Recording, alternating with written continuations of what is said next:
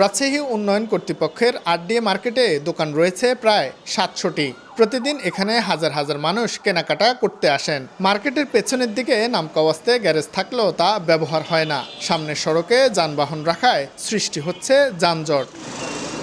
একই অবস্থা রাজশাহীর অন্য মার্কেটগুলোর, বেশিরভাগের নেই পার্কিং সুবিধা। ক্রেতারা বাধ্য হয়ে সড়কের উপর যানবাহন পার্কিং করছেন, আর যানজটের ভোগান্তি পোহাচ্ছে নগরবাসী। এখানে আশপাশে পার্কিং করার জায়গায় তো নাই, এলাকায় রাস্তার ধারে এখানে রাখতে হয়। রাস্তাঘাটে যে দোকানগুলা বসেছে, যার কারণে আমাদের মেন রোডে উঠতে হচ্ছে হাঁটার জন্য। রাস্তার মাঝখানে রিক্সা দাঁড়িয়ে যাবে, বাইক দাঁড়িয়ে যাবে, আমাদের রাস্তা চলাচলের সমস্যা হয়।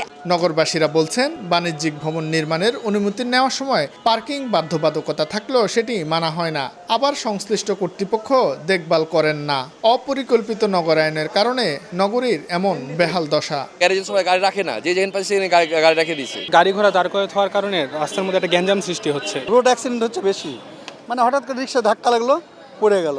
নগর পরিকল্পনাবিদেরা বলছেন, নীতিমালা না মানা ও কর্তৃপক্ষের উদাসীনতার কারণে পার্কিং ছাড়া বহুতল বাণিজ্যিক ভবন নির্মাণ করা হচ্ছে। কমার্শিয়াল বিল্ডিংগুলোর জন্য বলে দেওয়া আছে যে অবশ্যই তাদের নিজস্ব পার্কিং ফ্যাসিলিটি থাকতে হবে, আন্ডারগ্রাউন্ড হোক অথবা সেটা তাদের সারফেস পার্কিংও হতে পারে, সেটা বলে দেওয়া আছে। সেই স্ট্যান্ডার্ড যদি মেনটেন করা হয় তাহলেই কিন্তু এই সমস্যা এড়ানো সম্ভব হবে। অনেক সময় ভবন নির্মাণ করার সময় অথবা করার পরে ব্যত্যয় করে তাদের আর্থিক সুবিধা নেওয়ার চেষ্টা করে।